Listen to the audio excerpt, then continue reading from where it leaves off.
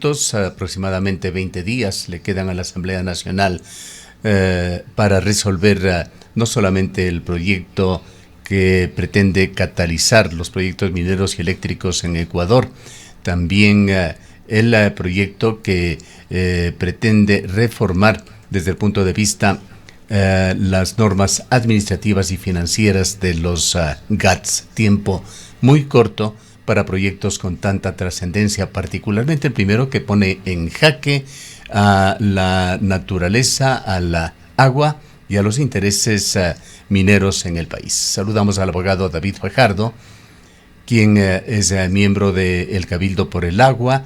David, muy buenos días. Quisiéramos conocer cuál ha sido el análisis que este importante colectivo cuencano, el Cabildo por el Agua, ha hecho sobre estos proyectos que tienen un enorme potencial para afectar al medio ambiente en Ecuador. Bienvenido.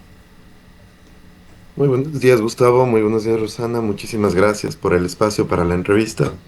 Un saludo muy afectuoso a toda la audiencia. Al respecto, yo quisiera mencionar algo que me parece clave entender, y es que el gobierno no administra el Estado con un proyecto político, sino con un plan de negocio. Y este plan de negocio gira principalmente alrededor de la minería. Y esto lo podemos entender porque existe una rearticulación y una reorganización de las élites económicas y principalmente de la élite económica correspondiente a la familia Noboa alrededor de dos rubros económicos que son la minería y la energía. Es decir, en el Estado en este momento estamos viendo una reorganización de todo este sector, del sector minería y el sector energía, de tal forma que termina uno, siguiendo la lógica de la privatización, y dos, esta privatización termina yéndose a las manos de manera directa o indirecta de la familia Noboa o obviamente de testaferros, aliados o personas y sectores cercanos que terminan haciéndose cargo de la administración y el desarrollo de tanto proyectos mineros como proyectos energéticos, y eso pues es algo sumamente preocupante porque terminamos viendo como mecanismos para lograr eso justamente proyectos de ley absolutamente sin sentido como el que acaban de detallar ustedes hace un momento, estimado Gustavo. Ahí yo creo que es importante entender varias claves que nos permiten llegar al momento en el que estamos. Primero, el año pasado el gobierno aprueba la reapertura del catastro minero, una reapertura que además sucede por etapas. El catastro minero se apertura primero para minería artesanal, luego para minería a pequeña escala, y en este momento se está aperturando el catastro minero para minería a mediana y gran escala, que es la minería como que nosotros le conocemos como minería industrial. Es una minería además que ocurre por medio de grandes empresas mineras que realizan inversiones cuantiosas, ingresan un capital bastante importante en el país para operar y desarrollar los proyectos mineros, a pesar de que la ley de minería es clara y dice que las operaciones mineras privadas serán excepcionales. Quien tendrá que hacerlo principalmente es la empresa nacional minera en AMIEP, y eso pues no lo hemos visto para nada, sino todo lo contrario. La excepción se ha convertido en la regla general y son las grandes empresas transnacionales las que están operando los proyectos mineros y sobre todo los proyectos estratégicos. Entonces, esa es la primera clave. La segunda clave es justamente cómo el gobierno ha venido desarrollando una serie de leyes económicas urgentes con las que está reorganizando el sector energía y el sector minería. La segunda, digamos, la segunda ley económica urgente que permite esta reorganización es justamente esta ley que modifica la ley de minería y que realiza, entre otras cosas, un proceso de desregularización del sector minero, facilitando el desarrollo de proyectos, sobre todo a mediana y gran escala. Y el tercer momento que nos permite entender lo que les mencionaba antes es lo que acaba de hacer la ministra de Energía, de Ambiente y Energía, que es justamente detener operaciones mineras en territorios amplios, donde existe además una operación minera sumamente desregulada, con muy poco control, con altos niveles de contaminación ambiental y social, como lo que estaba sucediendo en la provincia del Napo o en la provincia del Oro. Y luego lo que van a hacer es, a raíz de la reapertura del catastro minero, con estas nuevas herramientas de regulación, ¿no?, del sector minero, y con la eliminación de concesiones y operaciones mineras en estos territorios, lo que van a hacer es empezar a reorganizar los sectores mineros dentro de estas provincias para empezar a otorgar a quienes van a hacer, entre comillas, minería legal, una minería responsable. Y eso, frente a eso debemos estar sumamente atentos, atentas, porque es algo que también van a querer hacer en otros territorios, aquí en la provincia de la Suay, como en la provincia del Sixic, sobre todo en la zona del Santa Bárbara, donde hemos visto que frente a la minería ilegal que existe en la zona del río Santa Bárbara, también están creciendo las concesiones mineras, como la del concesión minera Ayón 3, sobre todo, que pertenece a un proyecto legal nuevamente, Bien, entre comillas. quedándonos en el proyecto David y en este plan de negocios que usted menciona que el gobierno prioriza, sabiendo que proyectos de esta naturaleza son proyectos amplios y complejos que tienen que ver no solo con lo económico, tienen que ver con lo social, con lo medioambiental, con lo constitucional. Pero vayamos centrándonos en la visión que usted señala tiene el gobierno en esto, en lo económico. Aquí deben considerarse también los pasivos, entre estos los pasivos ambientales y los activos. ¿Qué significa en ingresos para el Estado? En este ámbito, Yacu Pérez lo dijo en una entrevista en este medio de comunicación, el proyecto señala que las regalías que paguen las mineras bajen del 5 al 3% como otra forma más de incentivar a las compañías mineras, sabiéndose que del total de exportaciones mineras, una pequeñísima fracción es lo que queda para el país. Reitero, quedándonos en este escenario de el gobierno, el plan de negocios del cual usted habla, el gobierno en los considerandos, en las motivaciones, habla de una meta, 4.500 millones de dólares de exportaciones para el año 2030. Se habla de exportaciones brutas, no de ingresos para el país, no de utilidades, no de una rentabilidad para el Estado, simplemente exportaciones de 4.500 millones de dólares. En este escenario o plan de negocios, si usted quiere llamarlo, ¿cómo queda el tema de ingresos, de egresos, rentabilidad? ¿Qué es lo que propone este proyecto que le quede para el Estado?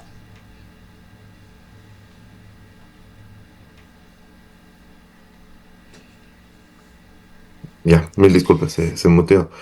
Lo que usted acaba de mencionar es sumamente clave, porque si nosotros leemos la exposición de motivos de este proyecto de ley que está siendo tramitado ahora en la Asamblea, la principal preocupación del gobierno es justamente la económica. Es decir, alrededor del proyecto de ley no existe ninguna otra preocupación que se relacione con derechos de la naturaleza, derechos humanos, una buena repartición de las regalías, una garantía del desarrollo de las comunidades que son impactadas por los proyectos mineros, nada de eso. Lo que el Estado quiere, que el gobierno de Noboa quiere en este momento, es justamente que el Ecuador se vea como un destino sumamente interesante para la inversión minera. El gran objetivo del proyecto de ley es eso: poder atraer inversión extranjera minera, y para eso está proponiendo varias cosas. Primero, desregularizamos ambientalmente el desarrollo de los proyectos mineros, es decir, reducimos lo más posible los trámites administrativos para que el desarrollo de los proyectos mineros sea menos costoso, dure menos tiempo y, por supuesto, entremos a la etapa de explotación lo más pronto posible, que es el momento en el que se empiezan a ver los beneficios económicos. Segundo, vamos a disminuir la cantidad de regalías que el Estado recibe por parte de la operación de los proyectos mineros. Efectivamente, lo que mencionó es real. Estamos reduciendo del 5 al 3% por ingresos al Estado producto de las regalías. Aquí hay que entender que hay otros ingresos, ¿no?, como el pago de la patente, el pago de los impuestos, sin duda, pero está disminuyendo el pago de las regalías, que es, digamos, entre otras cosas, la manera más grande en la que el Estado accede a los ingresos producto de la explotación minera. Pero la otra cosa que sucede, estimado Gustavo, es por el lado de la energía, que es algo que siempre ha preocupado mucho a los proyectos mineros y esto hay que ser muy claros. Proyectos como el proyecto Cóndor Mirador, el proyecto Fruta del Norte consumen tanta energía al día como la ciudad de Quito. Y eso pues significa que si es que los proyectos mineros pagasen el valor comercial del kilovatio hora que deberían pagar, ¿sí? Estarían pagando una cantidad gigantesca de dinero y simplemente los proyectos mineros no serían rentables en términos energéticos. ¿Cómo resuelve ese problema hoy por hoy el gobierno?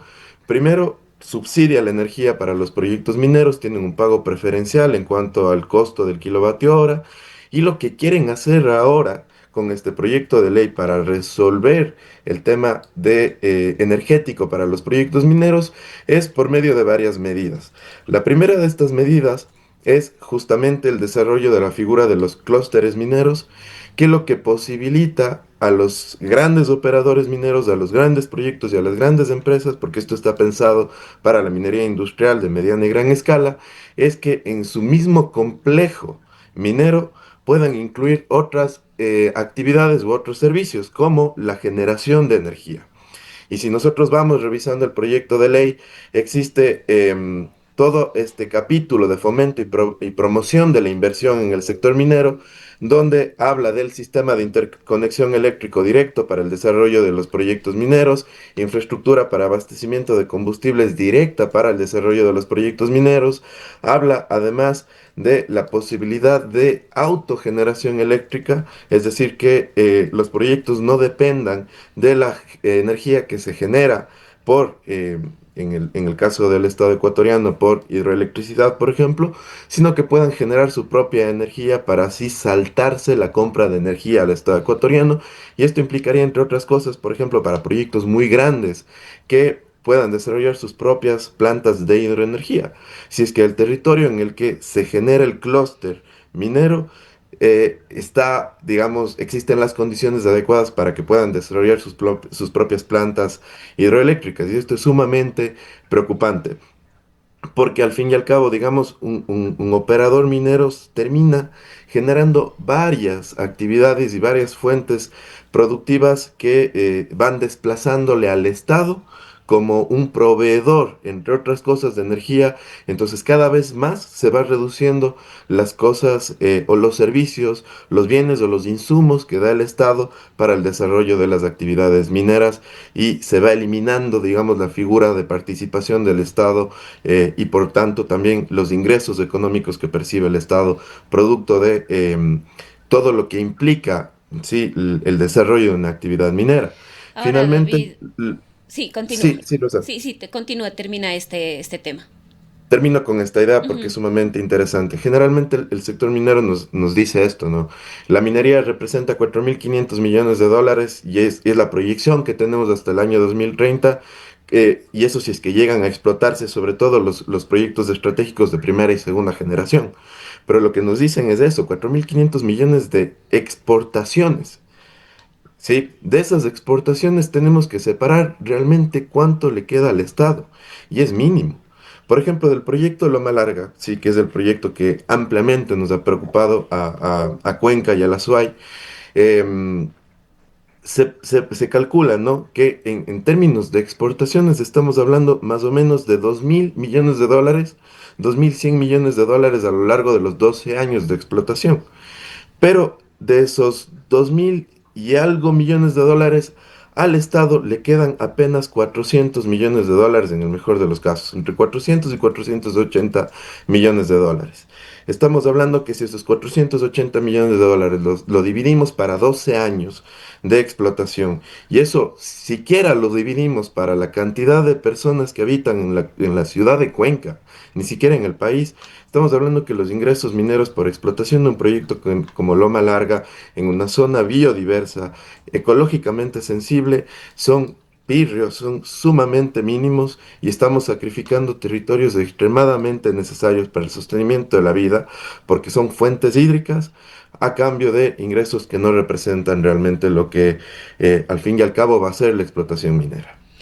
Ahora, David, en donde sí va a haber una importante participación del Estado es en materia de seguridad. Cuando se creen estos territorios donde se van a instalar estos clústeres mineros, estos van a contar con seguridad estratégica y eso implica la participación del Estado ecuatoriano a través de su fuerza pública, especialmente de los militares que serían quienes estén dispuestos para entregar seguridad a estos territorios. Sin duda, y eso tiene que preocuparnos en demasía.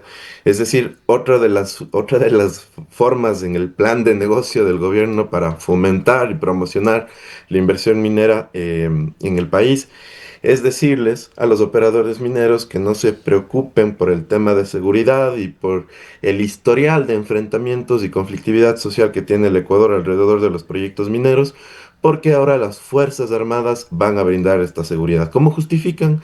Justifican de dos maneras. Primero diciendo que los proyectos mineros pertenecen a los sectores estratégicos y por lo tanto responden también a la lógica de la soberanía del Estado y por tanto ahí pueden intervenir las Fuerzas Armadas, los militares. Y vamos a ver cómo, si es que se llega a aprobar y se llega a ejecutar este proyecto de ley, vamos a ver cómo ahora alrededor de los proyectos mineros encontramos campamentos militares de las Fuerzas Armadas que van a estar brindando seguridad para el desarrollo de estos sectores estratégicos. Eso significa que el gobierno está promoviendo que exista un enfrentamiento de las comunidades, principalmente indígenas y campesinas, en contra de la fuerza pública. Es decir, está convirtiendo al pueblo enemigo del pueblo. Y eso es, si no es algo macabro, entonces yo no sé cómo llamarlo. Y eso vamos a ver cómo van a ejecutar en proyectos como el proyecto Guarinza, por ejemplo, en la zona de Limón Indanza, el proyecto Cangrejos en la provincia del Oro, el proyecto Yurimagua, y ojalá no quieran, porque tienen que respetar lo que Cuenca ya decidió, ¿sí? Ojalá no quieran y utilicen este mismo mecanismo para asegurar la minería en el proyecto Río Blanco en la zona de Molleturo o el proyecto Loma Larga en la zona de Quimsacocha. Es decir, al fin y al cabo, militarizar estos territorios para permitir el desarrollo de estos proyectos mineros que por las vías legales y constitucionales no han podido, y mucho menos por las vías democráticas. Hay nueva terminología que se pone también en este proyecto que no está contemplada ni en la Constitución ni en el marco legal de la minería en Ecuador. Me refiero a uno de ellos que es la autorización ambiental, que no se define exactamente qué es lo que sería, pero que reemplazaría a un importantísimo instrumento que es la licencia ambiental, y esto es algo que debe quedar claro. Esta autorización ambiental está por definirse, se lo hará seguramente luego a través de un reglamento, mientras la licencia ambiental ha sido uno de los instrumentos más importantes para poner en su lugar toda esa voracidad de las mineras. Es una autorización integral y previa para los proyectos de pequeña, mediana, gran minería que cubren toda la vida útil de las operaciones mineras que se requieren. Esto incluye una serie de estudios de impactos ambientales, planes de manejo ambiental, procesos de participación ciudadana, etcétera, etcétera. ¿Qué se pretende ahora con la sustitución de la licencia ambiental por estas autorizaciones ambientales? Se ve claramente que lo que se busca, pues ese es el espíritu del proyecto, simplificar y acelerar los trámites para los proyectos mineros, reducir los tiempos, reducir costos al eliminar requisitos como estos estudios de impactos ambiental, auditorías, consultas ciudadanas, etcétera. Pero en la práctica, ¿cómo se aplicará esto? ¿Esto trasladará la decisión acaso a algún tipo de comité técnico con amplia discrecionalidad que sea juez y parte en este tema? Además, con la gravedad, con esas debilidades jurídicas que el propio gobierno se ha encargado de crearlas, fundiendo al Ministerio del Ambiente con el Ministerio de Energía. Perfecto, Gustavo. Y este tema, a ver, a mí me parece que esta es justamente la parte que más ha generado confusiones y preocupación de este proyecto de ley catalogado como económico urgente, ¿no? Ahí, permítame más bien aclarar algunas cosas también explicar un poco cómo funciona esta desregularización que está promoviendo el gobierno. Primero, mencionar que el concepto de autorización ambiental sí existe en nuestra legislación. De hecho, si nosotros leemos el artículo 420 del Reglamento al Código Orgánico del Ambiente, ahí habla y dice expresamente, ¿no? La regularización ambiental es el proceso que tiene como objeto la autorización ambiental para la ejecución de proyectos, obras o actividades. Aquí, digamos, lo que está sucediendo con el proyecto de ley es que cuando modifican por medio del artículo 3, ¿sí? Que sustituye al artículo 26 de la ley de minería, y lo que dicen en el literal A es que se cambia el concepto de autorización, más bien el concepto de licencia Licencia. ambiental por autorización ambiental. Ahí lo que está sucediendo básicamente es que están cambiando la especie que es la licencia ambiental por el género que es la autorización ambiental. Aquí permítanme explicar un poquito más de esta situación. La autorización ambiental en nuestra normativa tiene tres niveles. Sí, tiene el nivel primero del certificado ambiental, que se otorga para actividades que casi no causan, digamos, impactos ambientales. Luego tienes el segundo nivel, que es el registro ambiental, que es para actividades que causan impactos mínimos.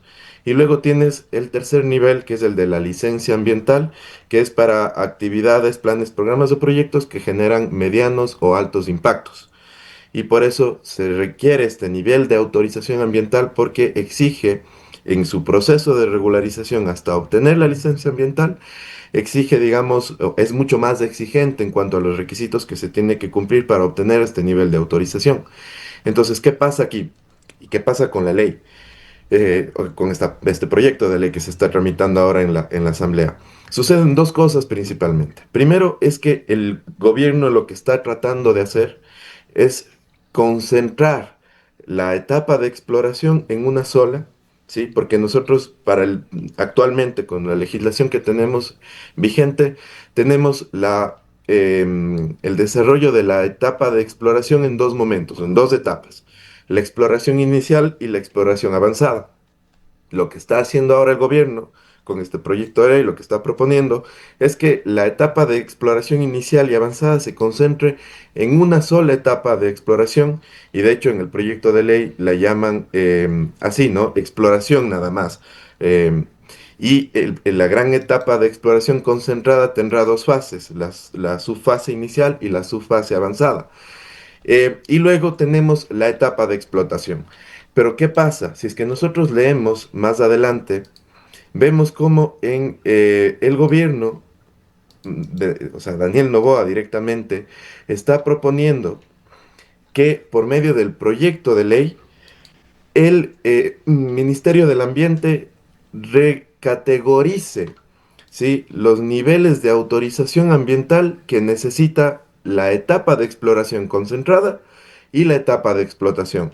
Y esto podría significar que efectivamente más adelante, en el catálogo de actividades que pertenecen al Sistema Unificado de Información Ambiental, para la etapa de exploración concentrada, se necesita una autorización ambiental menor, es decir, que pueda ser un registro ambiental o hasta un certificado ambiental, y que para la etapa de explotación igual se disminuya el nivel de autorización ambiental que se requiere para su desarrollo, bajando de licencia ambiental a podría ser un certificado ambiental. Exactamente, Que lo eso, que pretende con esta simplificación el gobierno es permitir el paso automático entre estas subfases sin controles exacto. previos, reduciendo la licencia ambiental a simples documentos con plazos cortos, además afectados por esa otra amenaza, el silencio administrativo positivo. Efectivamente, eso es algo muy importante, estimado Gustavo. Lo que pasa en esta etapa de exploración concentrada, que incluye inicial y avanzada, y aquí me voy a explicar un poquito más. La exploración inicial sirve para identificar dónde se encuentra el yacimiento minero, ¿sí? Dónde está distribuido los minerales que son de interés del operador minero. Mientras que la etapa de exploración avanzada, ¿sí? Sirve para identificar la cantidad y la calidad del yacimiento, que finalmente, cumplida la inicial y cumplida la avanzada, se puede pasar a la etapa de explotación porque ya se sabe dónde explotar y qué cantidad de mineral se va a extraer finalmente si se llega a explotar. Ahí la diferencia, estimado Gustavo, es que en nuestra legislación actual, la etapa de exploración inicial no requiere licencia ambiental, requiere un certificado ambiental, ¿sí? Pero la etapa de exploración avanzada sí requiere licencia ambiental y por lo tanto un estudio de impacto ambiental, un plan de manejo ambiental, todo lo que establece el artículo 26 de la minería y luego el artículo 420 del reglamento al Código Orgánico del Ambiente.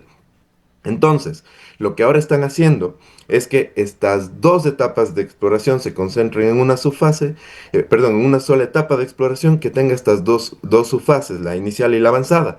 Pero el cambio de exploración inicial a exploración avanzada va a ser automático.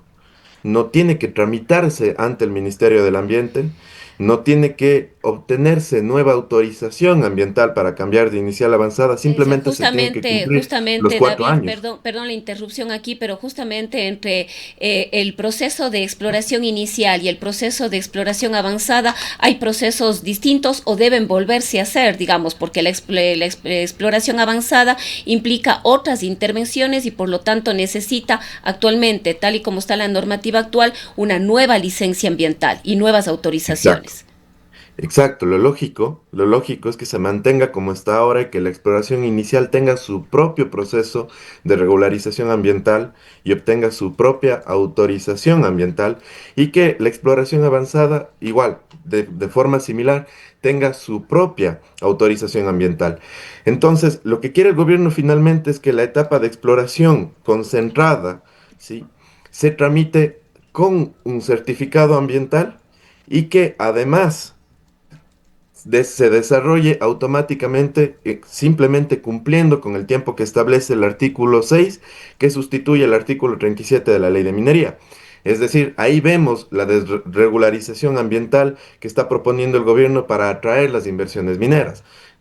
Dicho de otra forma, le va a decir a los grandes inversores mineros internacionales, ahora ya no tienen que esperar 16 años para desarrollar la exploración inicial y la exploración avanzada, sino en el mejor de los casos 11 años en el que se va a cumplir la exploración inicial y la exploración avanzada en una sola etapa de desarrollo. Y luego sí, vamos a avanzar a la etapa de explotación. Pero el siguiente peligro que advertimos en el comunicado del Cabildo por el Agua es que es muy probable, ¿sí? Porque lo ordena la misma ley orgánica, que incluso se disminuya el nivel de autorización ambiental que requiere tanto esta etapa de exploración concentrada como la etapa de explotación. Ahí está la gran trampa que está haciendo el gobierno en este momento.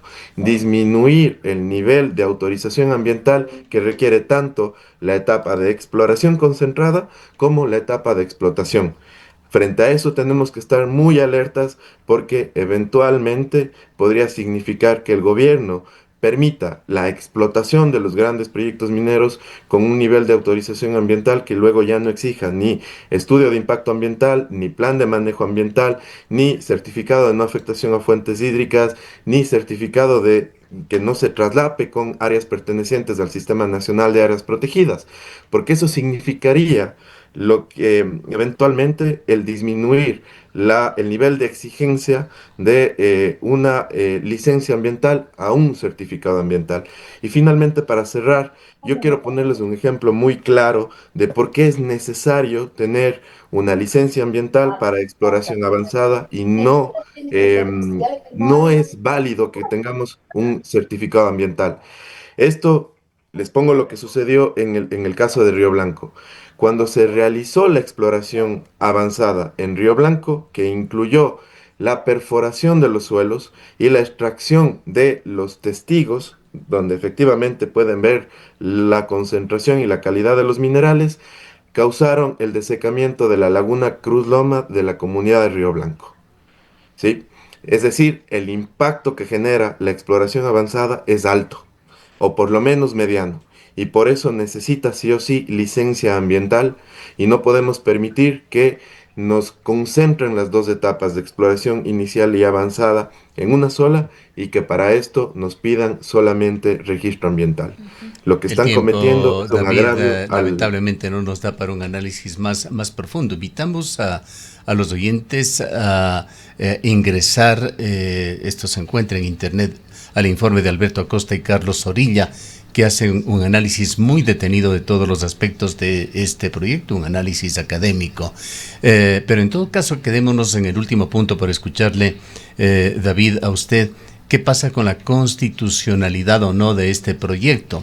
El señor Herrería, que es el secretario jurídico de la Presidencia de la República, antes fue juez constitucional y allí es cuando sorprende más sus criterios. Él habla incluso de que la explotación minera no afecta al medio ambiente, como que con las palabras se podría borrar toneladas de informes científicos que dicen lo contrario. Pero ¿qué pasa con la constitucionalidad? Alberto Acosta y Carlos Orilla en este análisis detectan varios puntos de inconstitucional que deberían en algún momento, si es que el proyecto se aprueba, generar demandas constitucionales. La primero, violación al derecho a la consulta, que es quizá la debilidad más crítica, pues el proyecto introduce autorizaciones administrativas en lugar de las licencias ambientales que hemos hablado. Segundo, una vulneración a la autonomía de los municipios al crear estos clústeres mineros integrales, unos territorios independientes dentro del Estado ecuatoriano. El tercero, un incumplimiento a la renta estratégica, que la Constitución dice que el Estado debe recibir al menos el 50% de los beneficios de los recursos no renovables. Cierto es que nunca se ha cumplido esto, pero está en el artículo 408. Por otra parte está la desvirtuación de las Fuerzas Armadas al dedicar su trabajo para empresas mineras que son sector privado, no sector público.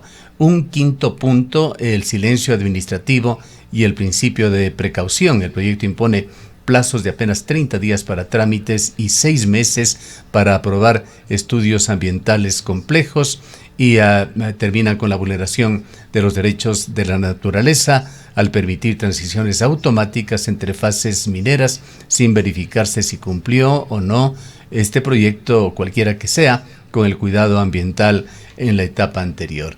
6 puntos que eventualmente traerán demandas de carácter constitucional. Le dejamos a usted con su palabra final, el contraste entre lo que dice Enrique Herrería, el secretario jurídico de la Presidencia, en que el proyecto está puro y no debería encontrar ningún problema con la Corte Constitucional, y estas otras realidades que concluyen en su informe Zorrilla y Alberto Acosta. Yo coincido plenamente tanto con el Alberto como con el Carlos, estimado Gustavo. Efectivamente, este proyecto a todas luces es constitucional y principalmente porque afecta el principio de precaución ambiental que está reconocido y desarrollado en el artículo 395 de nuestra Constitución, que lo que dice básicamente este artículo es que la manera en la que el Estado tiene para garantizar el principio de precaución ambiental son los procesos de regularización ambiental. Es decir, que todas las actividades, planes, programas o proyectos obtengan su autorización ambiental para desarrollarse en función del nivel de impacto y de daño que pueden causar. Lo que nos está diciendo el gobierno con este proyecto es básicamente: ustedes tranquilos, que la minería no genera impactos, por eso disminuimos el nivel de autorización y de regularización ambiental con la finalidad de garantizar la traída de inversión extranjera minera. Entonces, desde ahí, por supuesto que es inconstitucional. Pero además, Gustavo, este proyecto ni siquiera podría ser calificado como una ley económica urgente, porque no cumple con el requisito sine qua non, ¿sí?, de la unidad de materia. Nosotros en este proyecto de ley encontramos materia minera, encontramos materia energética, materia de seguridad, materia de ordenamiento territorial y uso y ocupación de suelo. Por lo menos estas 4 se me ocurren a mí en este momento. Entonces, la Asamblea Nacional, ¿sí?, y al menos la comisión que está tratando este proyecto de ley, debería descalificarlo y emitir un informe de mayoría solicitando el archivo del proyecto de ley porque no cumple con este requisito esencial para tramitarlo como ley económica urgente, además de que es inconstitucional porque afecta el principio de precaución ambiental, que a su vez significa una amenaza para los derechos humanos ambientales, como el derecho humano a acceso al agua, al medio ambiente Lamentablemente el sano. tiempo se nos ha agotado. Tenemos a otra persona Sí, invitada, a la no pasa nada, distinguida Gustavo. periodista Caroline Ávila, para hablar también de estos temas coyunturales del país en instantes. Queremos agradecerle mucho, David, por su presencia y su importante aporte. Gracias, Gustavo. Un saludo cordial. Han escuchado a David Fajardo, abogado, uno de los integrantes del Cabildo por el Agua.